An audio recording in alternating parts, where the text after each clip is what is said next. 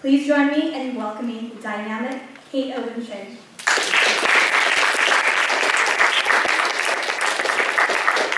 Thank you, Ashley. That was beautiful. I appreciate that nice introduction. When I went to Azusa Pacific, okay, this is a small Christian college. I thought, oh, this will be lovely. How nice, you know, no hostility. I can go say what I think. Oh my gosh! The place went nuts. Even when I was announced that I was coming, they were ripping down all the posters, putting, you know, devil horns in the tail. The intolerance, even at a conservative campus, is astounding. And I have to give Ashley total credit. You just saw her. She's this lovely, gracious, mild-mannered lady. And she was torn. I mean, they wanted to tear her limb from limb, but she stood her ground. She was courageous. She convinced all of these leftists, thanks a lot, Ashley, all these leftists to come to my lecture. I mean, they were there, they were rolling their eyes, or like, oh, I can't believe it. But they came. And that's the point of groups like Claire Booth Lewis Policy Institute, to bring in a little bit of diversity to our college campuses. Show young people, your contemporaries, there is another side, and perhaps it should be welcomed onto our college campuses. This notion of the free and open exchange of ideas, how about that? It's this crazy, it's this crazy idea you never hear it anymore. There are campus speech codes. I went to the University of Missouri-Columbia. Another lovely welcome I got there, the Hitler mustaches, that sort of thing. And I said, oh my gosh, you guys, you would not believe it, but at some schools they actually have free speech zones. There are these little squares on the center of campus where if you stand inside them, you may say whatever you like. You may say whatever you think, but you step outside that little square and you are bound by the campus speech code. And if you say something even slightly offensive to a persecuted group, that means everybody except white men and Christians, actually conservative women. You cannot offend anybody, or you have to go to sensitivity training, or you're brought up on charges. And the kids in the University of Missouri were like, yeah, wow, we have one too. Except it's the circle, it's not a square. They didn't even realize it. It's like the frog in the boiling pot. You don't even realize what's happening. But you're being robbed of your ability to think and to speak and to learn. Because your professors aren't being open-minded. I talked to this guy. I was sitting there at Fox News in the green room the other day with this guy who's, I won't say too much about him. He's an academic from Stanford. And he was talking about, I was telling him what we do at Young America's Foundation at Claire Booth Lewis. And I said, you know what, that there is some validity to having, say, free market professors. No, he didn't. He really did not agree with that. He thought that and I said, oh, wait a minute, you actually think that only Keynesian economics should be taught? And he had to think for a second. He said, well, perhaps there is some validity to perhaps a dose of free market economics. But some validity because you in your ivory tower have the sole access to what is right and what is proven. Have you looked around? Have you looked at what happened in the United States when Ronald Reagan unleashed the power of the free market? Anyway, I just can't believe what you guys have to deal with on the college campuses. So what I want to beg you to do, in the name of freedom and liberty, bring in conservative speakers through the Claire Booth Lewis Policy Institute, start a conservative group at your school. If you think, oh my gosh, I cannot imagine doing that, they would hate me, they would run me off of campus. They're not going to run you off. They might hate you a little bit, some of them. But you will learn and you will grow and you will learn how to defend yourself and you will help further freedom. Because you will expose your fellow classmates to an ideology that is foreign to them. Foreign. And it is your responsibility. And that's a tough one, but you all are up to it. You're here. You're listening to these speakers. You're going to listen to Star Parker, and you're going to be so inspired after you hear her. She is outrageous. And everything she has to say is the God's honest truth. And you need to bring somebody like Star Parker to your college campus. Show your classmates there's another side. Okay, I'm here to talk about the war on women. You've heard about that from Obama and the administration because conservatives have launched an all-out assault on women. They hate, I know I'm one, but we hate women. We just despise them. We want to send them back to the Dark Ages. Okay, I just have to point out, this is the movement of Star Parker, Michelle Malkin, Michelle Bachmann, Sarah Palin, Ann Coulter, incredibly strong women who we champion on a daily basis. It just happens to be that we have a completely different ideology. But because we have a different ideology, we hate women. If the left can convince the American people, just by saying it enough times, that we hate women, if this administration can, then they shut down the debate. Anytime John Boehner or anyone, any conservative, mentions an issue relating to women, the left goes, aha, they hate women. They don't have to have anything to back it up, but if they say it enough times and they convince us enough, then they shut down the entire issue of women, and that's what they want. That is why they go after women with such viciousness, conservative women, because they know that women, conservative women, represent the greatest threat to their lock grip, their ability to win elections. If they lose women, if they stop convincing women in mass that they are the sole force that represents their ideology, then they will start losing. They will start losing the entire war, this war of ideas. And so that's what they're trying to do. They're trying to shut it down and trying to keep the open, free and open exchange of ideas from happening at all levels. Because if they do that, they win. We cannot let them win. We have to continually engage. Now, I happen to believe that groups like Claire Booth Lewis are so important because for some reason, and some of you ladies might disagree with me, but for some reason conservative women tend to need an extra push. And I don't know why, but an extra push to be out there in a leadership role. Now, as Ashley said, I became chairman of the Republican Party of Virginia, and I didn't even consider the fact that I was the first woman. Honestly, it meant nothing to me. I grew up in a very conservative family, but I never thought that there was anything I couldn't do. I knew that I could do whatever I wanted to.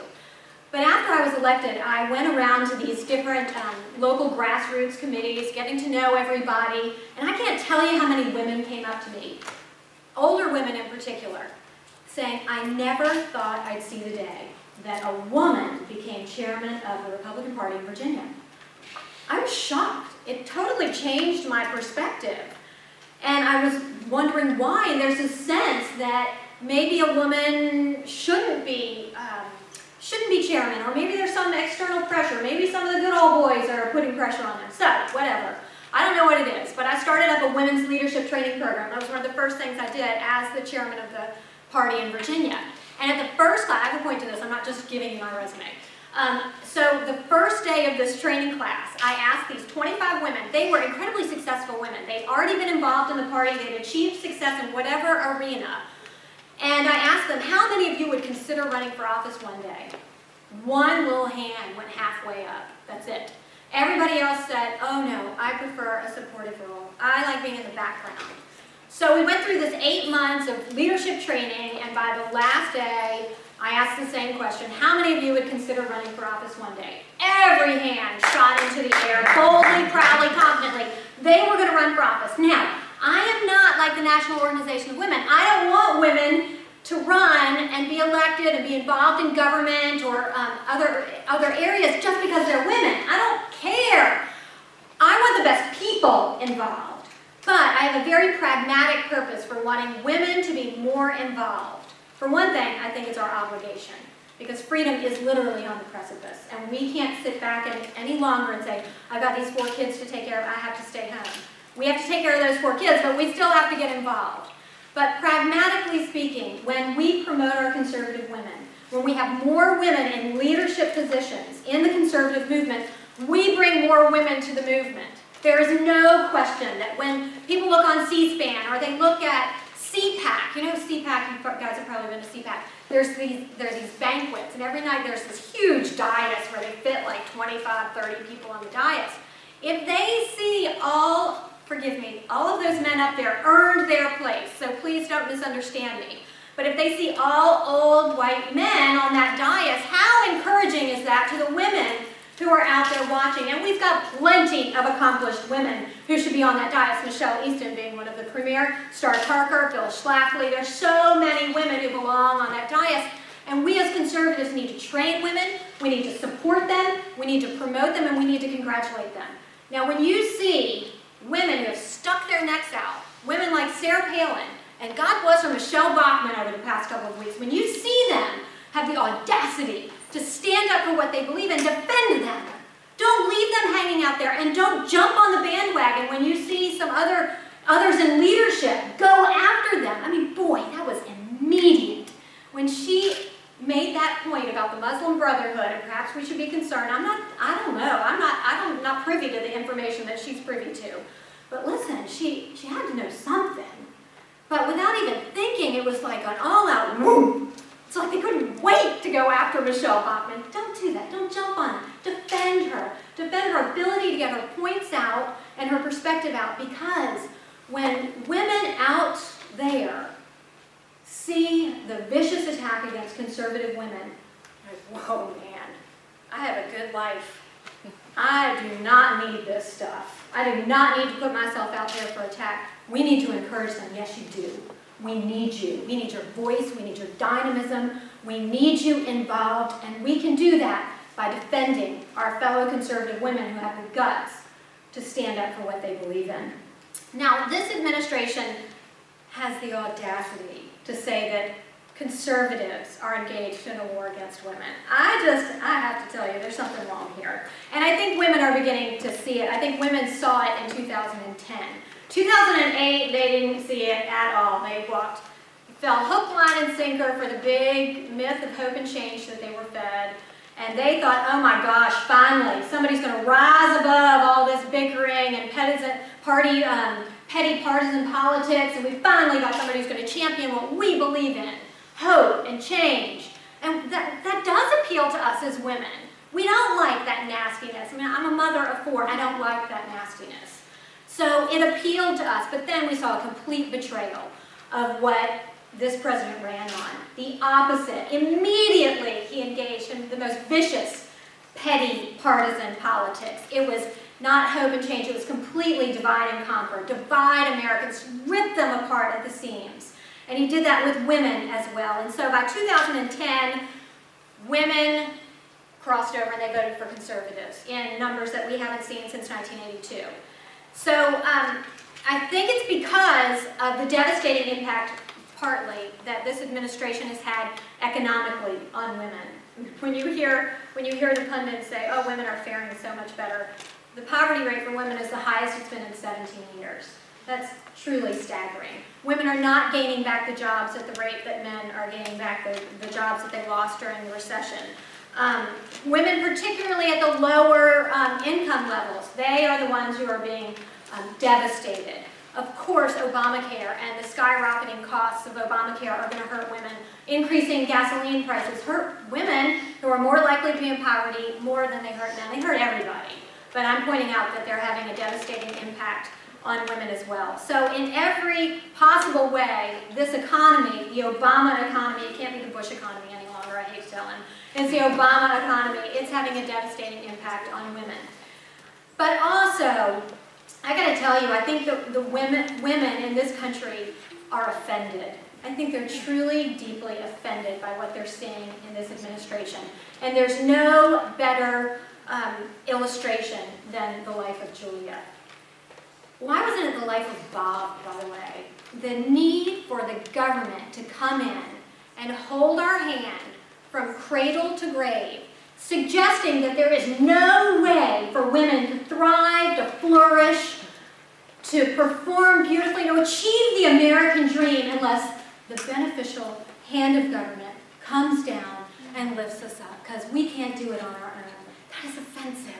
It is deeply offensive. It robs us of that individual ambition and drive to succeed and says, oh, I need help, I need help. You know, yes, we do need help. We need our families, we need our churches, we need our friends. We do not need the government. In fact, as a woman, I need the government out of the way.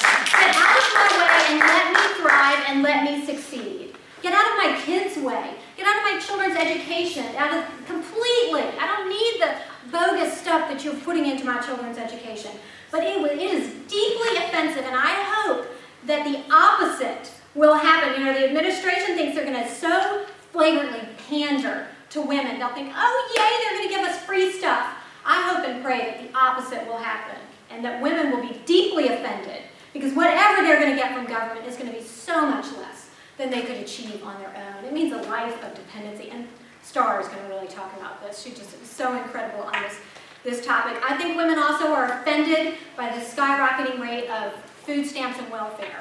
And Alan West was absolutely right. It is the new form of slavery, and I'm so proud of him for not taking it back. I am so tired of the government coming in under the guise of compassion and actually doing the exact opposite, robbing us of our prosperity and our opportunities. But obviously, the most cynical attempt to win women was that whole manufactured debate over contraception. And this whole notion that we are robbing women of all of their rights. It was completely cynical, because they put that out there.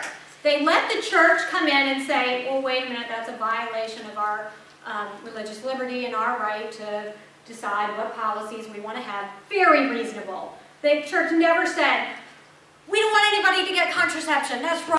They never said that. They said, we as a church have the right to decide whether or not we want insurance programs that provide free contraception, free abortion policies, opportunities, and we have the right to decide that. But immediately the administration and their little cohorts out there distorted that. The DNC sent out a letter by Madeleine Albright. And this is an example of the kind of rhetoric that the left was using to villainize conservatives. They're very reasonable objections.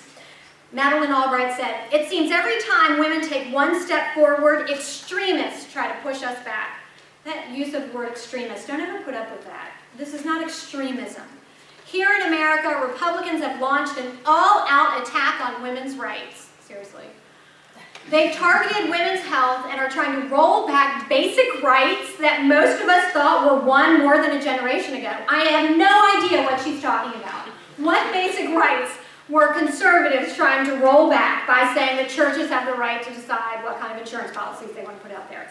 Women, this she goes on, women will never go back to the days where we could not control our own reproductive health care decisions. And we will not remain silent in the face of vicious misogyny and anti-women hate speech.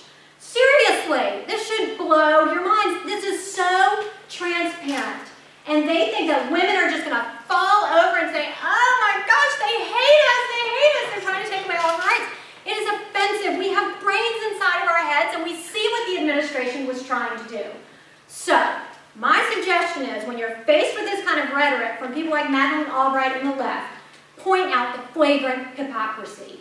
Let's look on the other side at that woman-loving left. Let's see what they have to say about women, and particularly about conservative women. But you know, it doesn't matter whether it's conservative women or liberal women, we're women. And they say that vicious misogyny and hate speech is wrong. So, let's just see what they have to say. Wisconsin Lieutenant Governor Rebecca Fitch, she was up for recall and won, when there was a left-wing talk radio host. I bring her up because this was so recent. Sly Sylvester, this is disgusting, by the way. I apologize. I didn't come up with this stuff. But we need to know what they're saying. Sly Sylvester, this radio host in Wisconsin, accused her of performing sex acts on radio hosts, ridiculed her children, and joked viciously about her cancer. This guy had also called Secretary of State Condoleezza Rice a black trophy and Aunt Jemima. So, and by the way, this is a woman, Rebecca Fitch, who stands up for what she believes in. You remember what happened when another woman was standing up for what she believes in and testifying in front of Congress, and Obama picked up the phone to call her mom because he was so proud of her when Sandra Fluke stood up and said what she had to say, and so Barack Obama called her mom. Let me tell you, if I had said that stuff, my mother would not be proud of me. She would be hiding under her bed forever. She would never speak to me again. Anyway, my point is, Obama did nothing. He did nothing. Nobody did anything about this vicious hate speech, and this was a prominent national campaign. It wasn't as though nobody knew about this. They absolutely did know about it. Then, of course, our president had nothing to say about David Letterman's comments about Sarah Palin or her daughter. It was disgusting. I'm sure I don't need to go back and remind you of all of that. And of course, Bill Maher, unbelievable human being, calling Palin a dumb twat, and Bachmann, he constantly went after her, calling both of them two bimbos. And of course, he used the filthiest of language to describe Sarah Palin. Completely unbelievable. And then when Gloria Steinem went on Bill Maher's show, did she give it to him? Did she say, how dare you, calling women these disgusting names? Why don't you lift women up and celebrate them? No, she said nothing. Nothing about his attack. You know who did say something to him?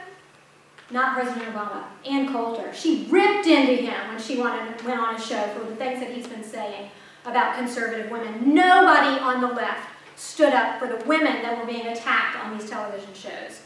Ed Schultz called Sarah Palin, said something about a bimbo alert. He called Laura Ingraham, of course, the right-wing slut. Keith Olbermann said that S.E. Cupp is the perfect justification for abortion. She's why we should have abortion. The parents should have considered it. He called Michelle Malkin a mashed-up bag of meat. Malkin she has suffered greatly as a conservative woman sticking her neck out there. We all have. She talked about Russia's and the flack over Sandra Fluke, and she said, good gosh, slut is one of the nicer things I've ever been called over the past 20 years of public life. She said that in college she was called a race traitor, coconut, brown on the outside, white on the inside, a white man's puppet. She said she's been called Tokyo Rose, immigrant hater, radical rights Asian pit bull, unbelievable stuff. She said if I had $1 for every time libs have called me a Manila whore and Subic Bay bar girl, I'd be able to pay for a ticket to a Hollywood for Obama fundraiser. It is unbelievable.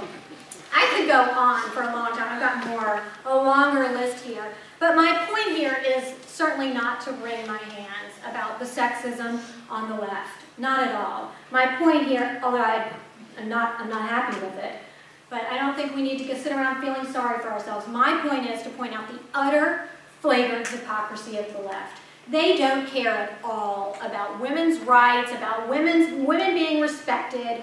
They have an ideology. It is all ideologically driven. Even the National Organization of Women, they champion saying that, oh yes, we believe in women's rights for all. That is our #1 goal. On their website, it says they believe their #1 goal, I think it's their #1 goal, is parity in Congress. Okay, do you know how many Republican women they endorsed in 2010? Right, 0. None. In fact, they endorsed many of the Democrat men running against the Republican women. They don't care about parity, gender parity in Congress. They care about leftists in Congress pushing through their radical leftist agenda. And boy, we have radicals in the White House right now. We have radicals who are pushing their agenda at the expense of women. If the left really cared about the rights of women, about women being respected in our country and around the world, would not they be standing up for the horrors of radical Islam? Wouldn't they be standing up against Sharia law and its implementation? They are not. In fact, it's the oddest, most disturbing thing that they are silent. I mean, Sharia law, if you don't know about Sharia law, men and women, you have got to go learn about it because it is invading our country. But also it's all around the world. We can do things to help women who are truly persecuted. And I think by conservative women standing up and championing the rights of women internationally and within our own country, Muslim women, we betray the hypocrisy of the left. We expose it for all it's worth by saying we're not going to sit back and watch women have their noses chopped off and their ears chopped off because they have the audacity to try to escape an abusive situation. It is just wrong what is happening. There's a beautiful book by a woman named Ayaan Hirsi Ali, and it's called Infidel. It is an amazing account of her experience with Sharia law and radical Islam. Now, I am not the type that's going to sit down and read a textbook on Islam, and I am not going to read the Quran. I'm just not going to do it. I have a lot of other things to read. But her book is an incredibly moving and compassionate tale of a woman who was completely enslaved to Islam. In a forced marriage in front of her, and she, after living in 4 Islamic countries, she escaped to Holland. And it's an amazing tale. But she also says, it drives me nuts when the left says, oh, women have the right to wear a burqa. If they choose to wear one, you know, be covered with this little slit, they have the right. Just leave them alone. Give me a break. These women are not choosing to wear a burqa. They've been completely brainwashed. Ayaan Hirsi Ali talks about she compares it to being a caged bird. And when the door is opened after such a long time, the bird stays in its cage. It's terrified to go out. It doesn't know anything else than that cage that it's been living in because it's been denied all other sources. So that's what she says. It's like, my point is not to go into Sharia law overly here, but it's to point out again the complete hypocrisy of the left, of this administration. You know, this administration, State Department, doesn't even report on incidents of religious persecution. In its State Department report, annual report of human rights violations around the world, they have removed the section on religious persecution. That is one of the main causes of human rights violations around the world, but for them, it's uncomfortable. Their main goal right now is reproductive rights for women all around the world. I mean, literally, women are being stoned to death in the streets for walking outside without a male or for not wearing their veil.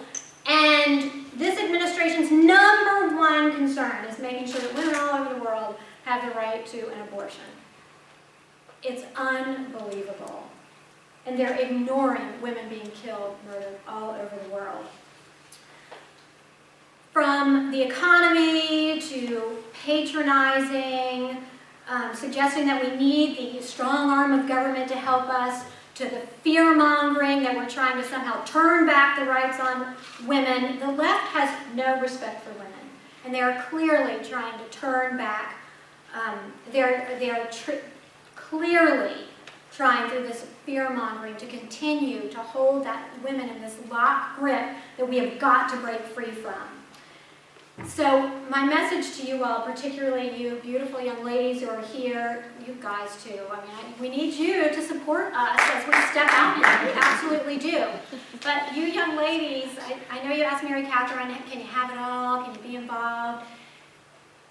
It's really tough. It absolutely is, but you have to be involved. There is too much at stake. This administration is not interested in a happy little balance and let's all disagree.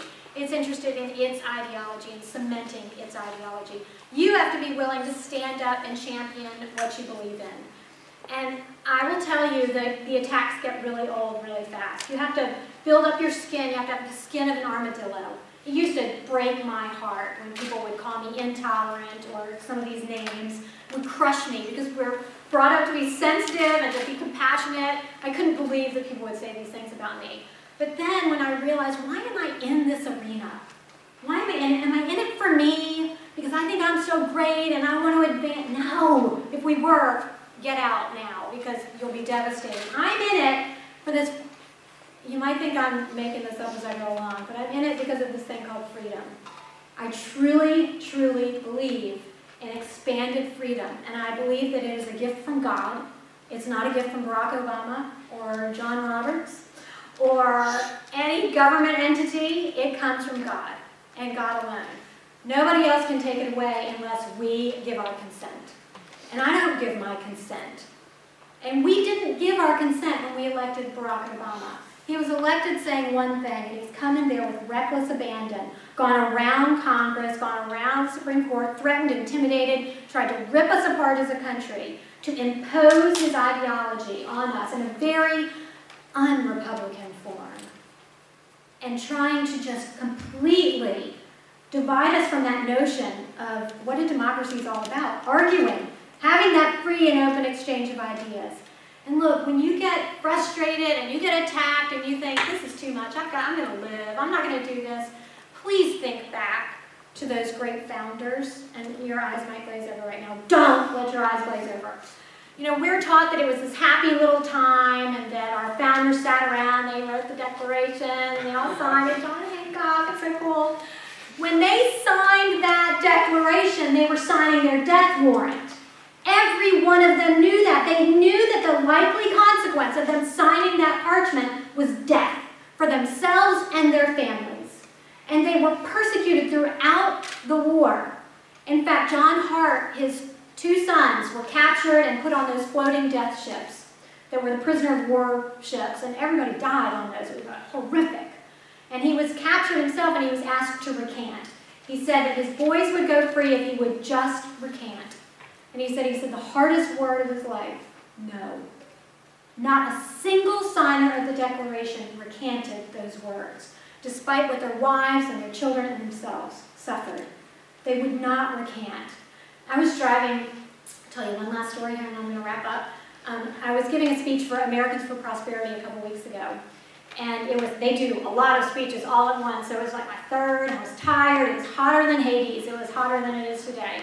And I wanted to go home. My kids were 2 hours away, and just really, I'm like over this. I want to go home. I don't want to go talk to another screaming crowd of people.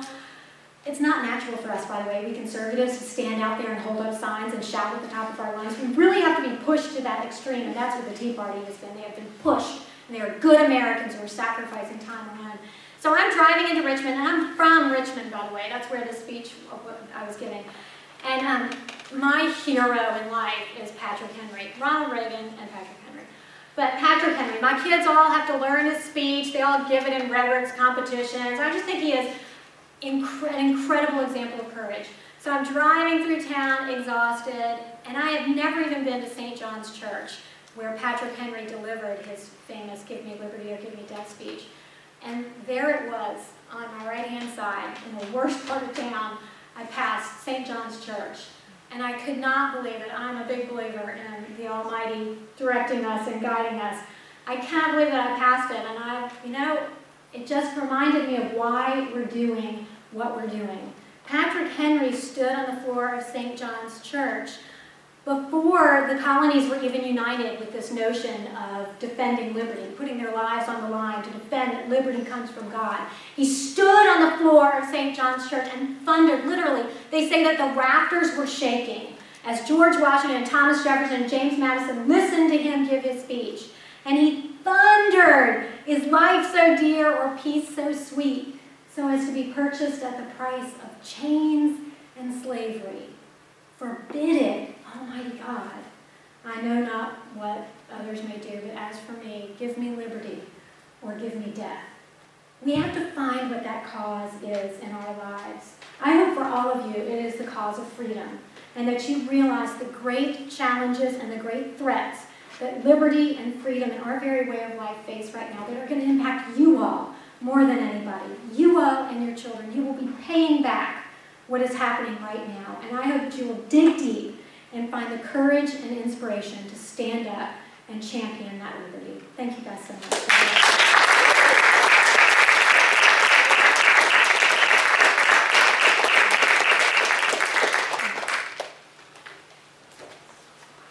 Okay, who's got questions? Come on, you guys have some questions. I know you're about to fall asleep all day. Wake up. Ashley! Okay, I was just wondering if you can give us some of your more memorable experiences at college campuses. Some like... Sure. Okay, this is kind of another, I'll try not to get too God on you, a God thing, but this is definitely a God thing. So Michelle Easton, this was, gosh, 10 years ago, broke your leg. The likely story. It was total fake. I'm sure she had this fake cast put on because she was going to Smith College to talk about the failures of feminism. Okay, lovely. Gloria Steinem went there, is that right? Gloria Steinem. The cool thing about Smith College is the great chef, oh my gosh, what's her name? Julia. Julia went there, and so all the food and all of the mess halls are her recipes. I think that is mess halls, all the cafeterias are her recipes. I thought that was really cool. So Michelle sends me to Smith College to talk about the failures of feminism. And I am actually totally psyched about this because I love going on to college campuses and sort of throwing that intellectual, theoretical grenade into the middle of campus and letting it explode, and all the leftists are like, ah! because they've never heard these ideas before, and free market, they just go nuts over the simplest little thing. So I am fired up. I wrote this red meat speech, and this goes a little bit to what Mary Catherine was talking about. So I'm flying up there, and I've actually been doing this Bible study on Barnabas, who is the gracious saint and gracious disciple, and it was an in-depth Bible study. And here I am, flying up, literally just ready to go with my red meat speech, and gracious saint, like, oh please, I am so excited about this. So I rewrote my entire speech on the flight up there, because it was so ungracious. And when I thought about it, I knew I wasn't going to capture a single heart. All I was going to do was tick everybody off. I wasn't going to even make anybody think, as excited as I was about that. So I rewrote the speech and went in there, first of all, and they are foaming at the mouth. They are ready for me. And the first thing I said was, okay, I know you guys are not happy about me being here. Thank you for letting me come. But you open your minds, and I will actually open mine. And I told them I'd rewrite my speech, and I gave the speech, and nobody protested. They were all ready to get up and turn their backs. Some of them were going to turn their backs. Others were going to walk out. I was really hoping for a pie, but there was no pie. But they all sat there, they listened, and at the end, the poor little persecuted conservative advisor, the one conservative professor at the whole school, he came up to me and he said, Kate, you won them over with your graciousness. Isn't that awesome? I was like, oh, that's so great. So my point is, boy, you can go into the toughest environments, and if you just show a little graciousness, still have all of your points, have your arsenal ready, because our arsenal is the arsenal of ideas, and every time we use them, we win. That's why they come back at us throwing names, hurling invective. They can't compete with our ideas. Bring your ideas, but have them couched in some graciousness. In prayer and graciousness, and listen to me, you will win every single time. And when they start calling you names, just remember what Margaret Thatcher said. I am always immensely encouraged when they start calling me names, because it means they have not a single argument left. And it is so true. And let me tell you, they start calling names really fast. That's how deep their arsenal is.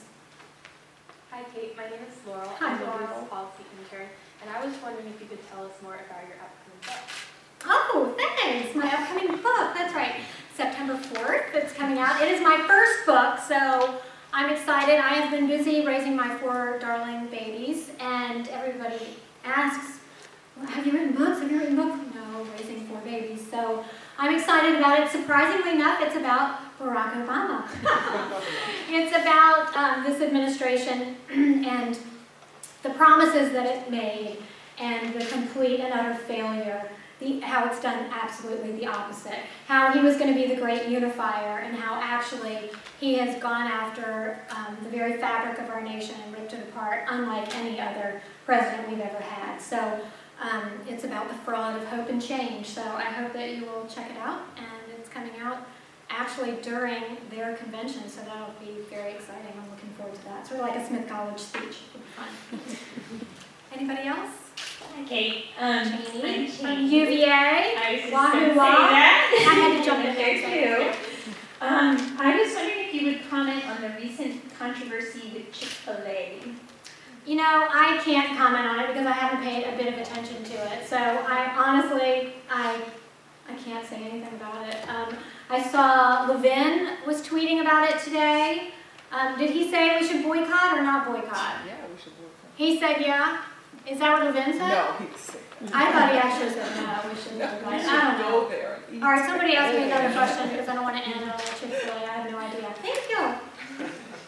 And by the way, if you don't know, you're really supposed to fake it and act like you do know, but you know, I didn't have any. Alejandro Capote, I'm an intern with the Leadership Institute Great. from Florida. I recently attended the Virginia GOP convention. Ah. It was amazing. So thank you very much for the work that you do. You are not only an inspiration to conservative women, but conservative men who Awesome. believe in conservative women and are here to support them all the way. My question to you is, what advice would you give a young man trying to climb the ladder of leadership in the party to transform the party, to make sure the Republicans do what they set out to do not so long ago. So what is your response to that? Right, that's an excellent question because a lot of us in the conservative movement are in the movement specifically because conservative movement adheres to conservative principles. Faithfully, religiously, they're sort of the backbone of democracy in this country, of a Republican form of government. If you're interested in getting involved politically, I would say the first step is to get involved in the movement. Regardless of which side you think you're eventually going to end up in, there is no better leader than somebody who has come up through the ranks of the conservative movement. Because in the movement, we learn the ideas. We're not in it because we want glory and glamour and to become governor of Virginia, although that is the penultimate accomplishment, I think, to be governor of Virginia. But we believe in a certain ideology, and if you get involved in politics before you understand that ideology deeply, not thorough, not completely, you'll never understand it completely, but you have to have some basic moral compass, some philosophical compass, because when you get involved in politics, it will suck the soul and the ideology out of you before you can blink your eyes. There are so few principled politicians out there, and I can think of some of them. Alan West, oh my gosh, so principled. Michelle Bachmann, just an amazing leader. Some of the great governors around the country.